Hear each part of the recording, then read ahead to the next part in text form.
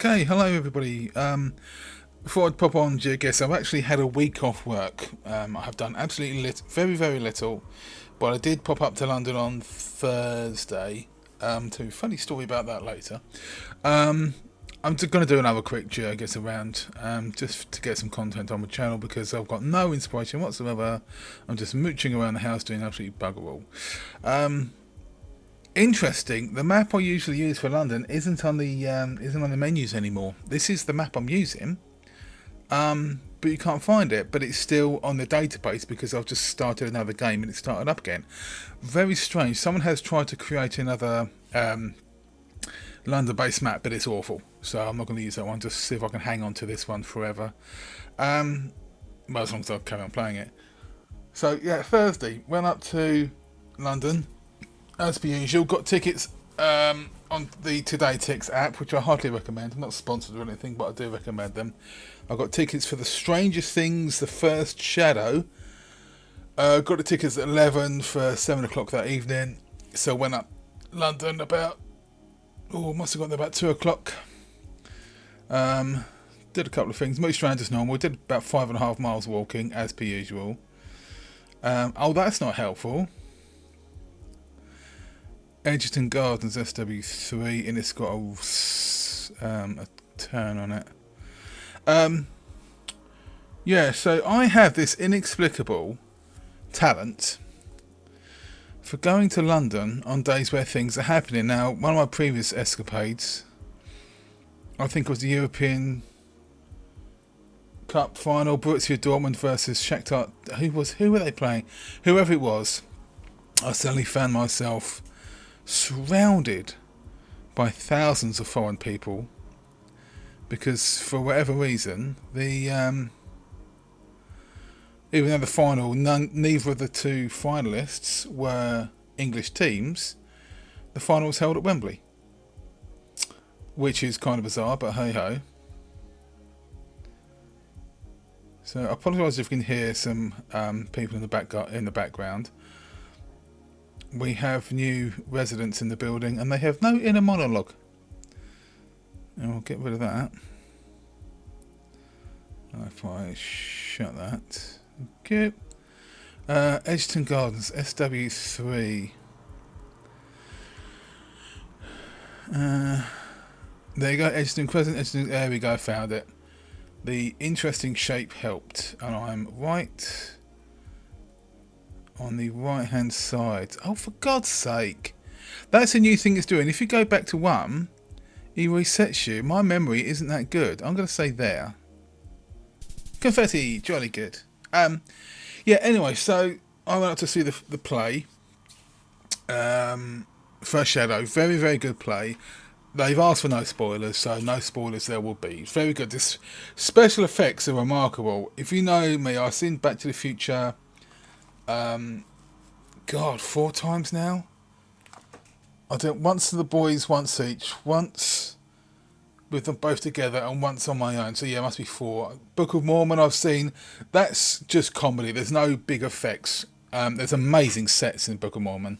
How they fit them on in the wings, I do not know. But yeah, especially Spooky Mormon Hell Dream. That's a very good one. I'm trying to rub things off my screen and I suddenly realise there's just numbers on the screen. But the effects in First Shadow... Oh, Harry Potter's another good one for effects. It's basically a magic trick. It's a magic show with a plot. Because there's all these tricks and they're basically stage magic. And they've weaved a story around it. It's interesting. Not fantastic, I'd say. But this one, yeah, First Shadow. Obviously, you know it's based on the Stranger Things series. Millie Bobby Brown, Noah, what's his face? I will say Noah Hathaway, but that's completely wrong. Winona Ryder and David Harbour, who I still lament the fact that he's younger than me, the git. Buckingham Gate, Southwest 1. Buckingham Palace Shop, which is cheap as shit. Buckingham Gate, where would that be? Must be around here somewhere. Petit France. Yeah, I mean, shows like Stranger Things, Back to the Future.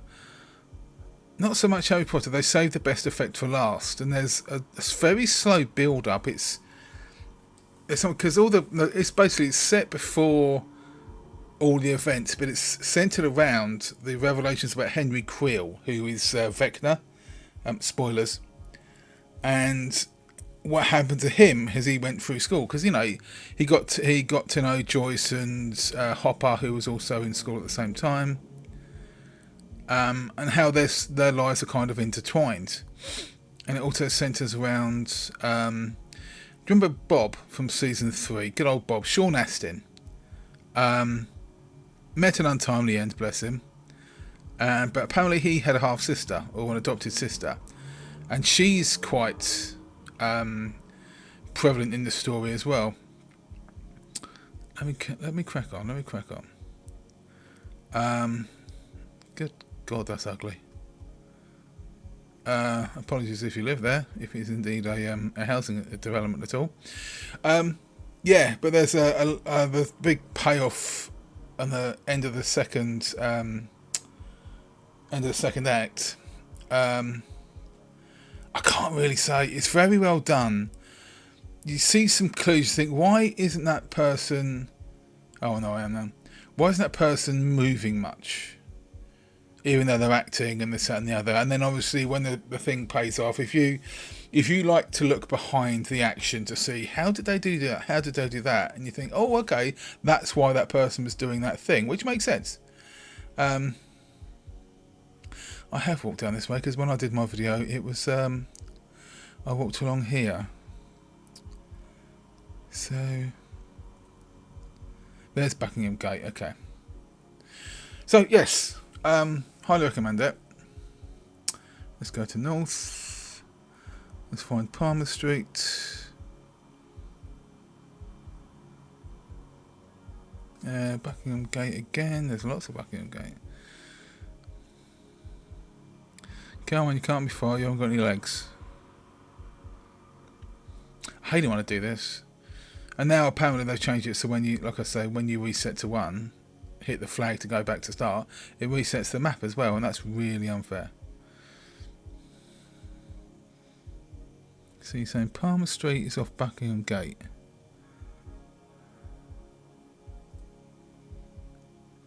Castle.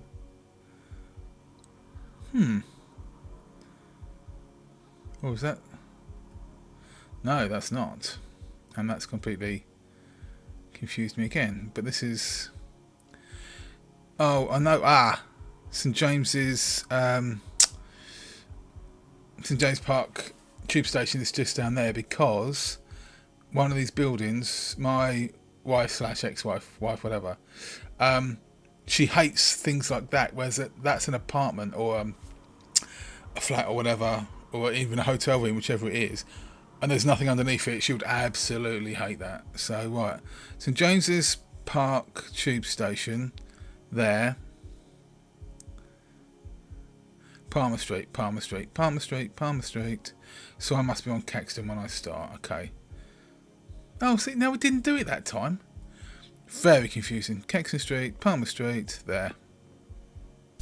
Huzzah, confetti. Jolly good. So, anyway, I'll tell you what else I did. The Batman Unmasked exhibition. It's at the London Film Museum, which is just around the corner from Covent Garden. It's where I went to see the Bond in Motion exhibition 5 years ago. It must be about that. Great photos of lots of the original Bond vehicles and loads of props and things like that. So I went on to this. It's only about 20 quid. And they had a Black Friday deal, so it wasn't that expensive. I would have to say, in a word, underwhelming. There are loads of props, loads of costumes, original Batman cows, including Michael Keaton, the one where he couldn't move his neck at all. Arnold Schwarzenegger, Uma Thurman, Joaquin Phoenix's suit is there. He's very small. Tom Hardy's head is very small, unless it's all relative. You can't judge. But it's just all these little things. They looked very small. But the Bond in Motion exhibition, it wasn't. It's got the Bat bike from The Dark Knight Rises, or what's the one with Catwoman? Well, anyway, Anne Hathaway sat on it, put it that way. And the car, the new Batmobile from the Robin Pattinson version of Batman. That's it for vehicles. It really is quite limited. I went on a Thursday in the afternoon. There was 5 people in my little group. Probably didn't have the effect. You probably needed to be in a larger crowd to get the excitement. But unless you're a die-hard fan, you won't get much out of it. And I have to say, I did find it quite disappointing. But probably because I was on my own. It was a Thursday. I was at loose end. So yeah, if you're a big fan, it's worth it possibly. But £20 per person, not too sure. Let's go to the next site. Bedford Street. Was I in Bedford Street yesterday?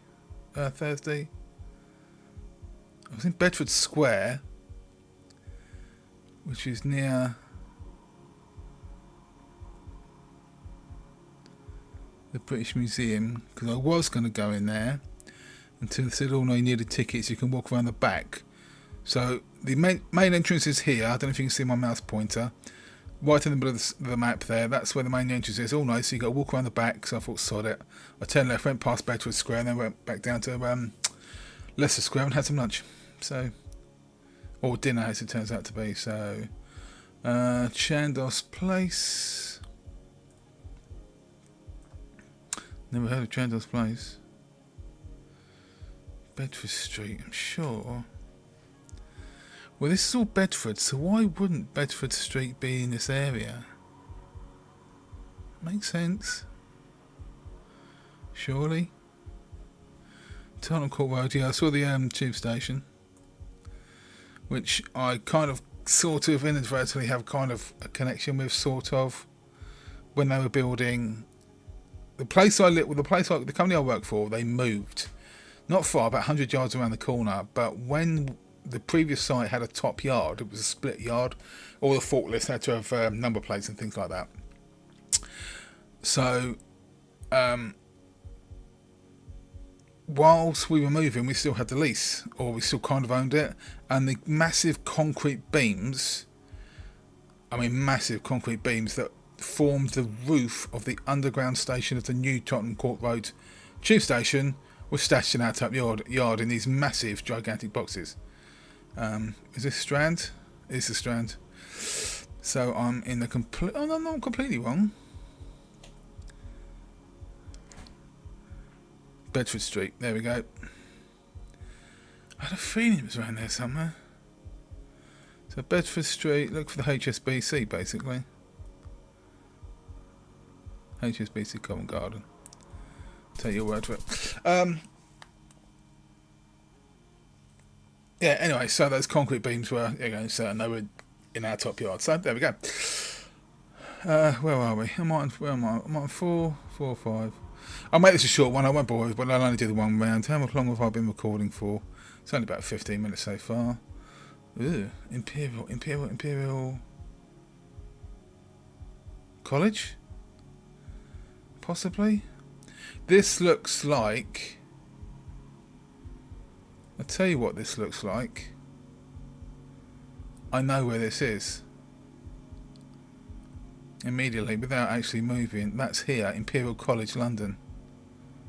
Imperial Business School. I'm going to say there in a moment, but I'm out of a side road. This isn't... I don't want to... I'm going to try and do this without moving, but...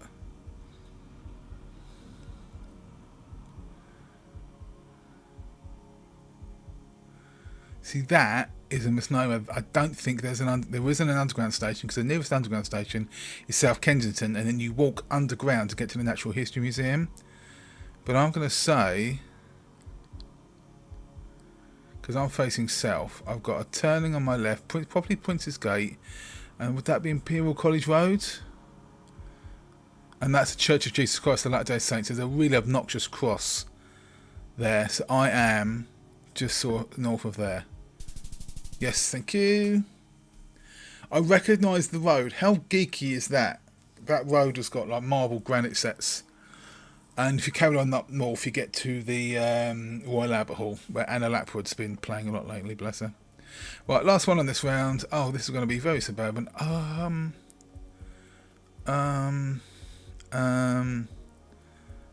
SE1. Pennines South, Hatfields. That might be a bit. Hatfields might be the name of the building, so I'm not going to try and go for that. Well, I'm facing north. There's playing fields. Where did I say was SE1? Okay. I need to get out of here. Got Stanford Street. Stanford Street. It is Hatfields. Okay, keep an eye for Hatfields.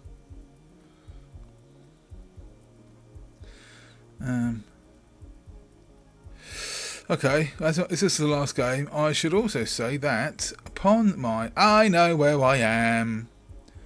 That building is my phone wallpaper. Hatfields, right there. That's a hotel. And again, it leans out and then goes back on itself. How the architecture on those things must be things. But I have stood on that road and took photos. If I can get it, I'll show you the photo that I took because I love the angles. I'm doing this for no reason than that building there and where is it? Come on. The overhang of this building here makes some amazing imagery. So right, let's go back to one. Right, I'm in Hatfields. Let's go back to one then. So what did I say? It was that one there. Tate Modern, which is a complete waste of time, has to be said. Which way did I say I was? Damn it, I've lost it again. I hate this. Hatfields. Columbia Centre football pitches.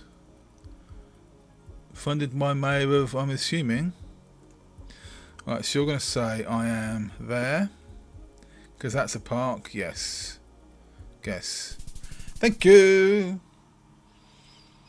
Happy with that. 25,000 points. Breakdown. Well, I wasn't going to win any timing awards, but I'm very happy with that. Yes, so, as on the map, so the theatre I was in is on Charing Cross Road, and it's the Phoenix, which is there, and they're currently showing Stranger Things: The Last Shadow.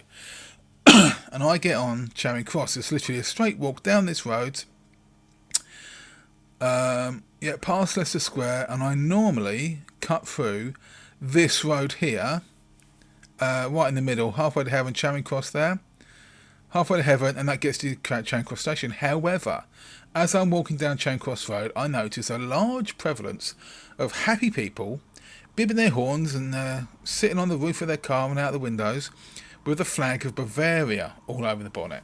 Unbeknownst to me, because it's not something that's in my personal Rolodex, it was Albania, sorry, I do apologise, Albania is Albanian Independence Day.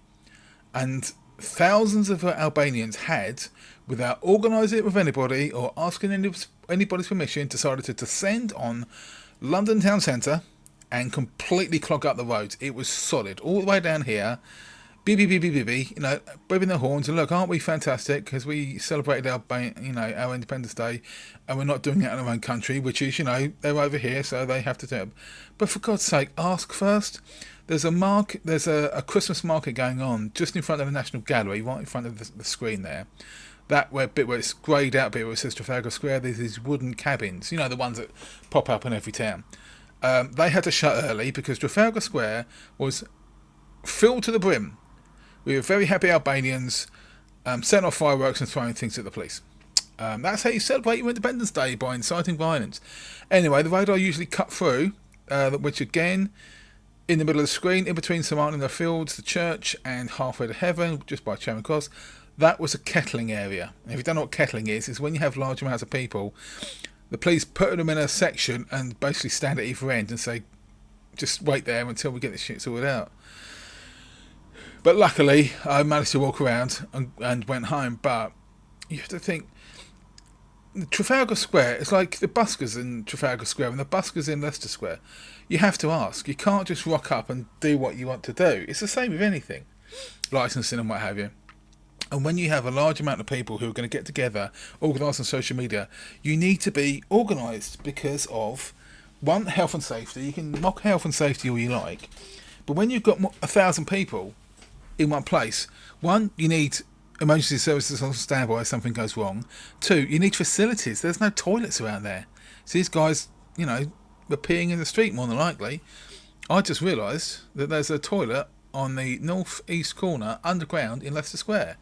Look, full of homeless people, and the doors are only half doors, which is very nerve-wracking. But if you need to go and you haven't got the ticket number for Burger King, you can go under the ground. Just don't have any loose pockets or anything like that. Anyway, so that's travel tips for today. Thanks very much for watching. Once I get a head back on, I will do something else, but that was all for that. Thanks very much for watching. I'll see you next time. Bye bye now.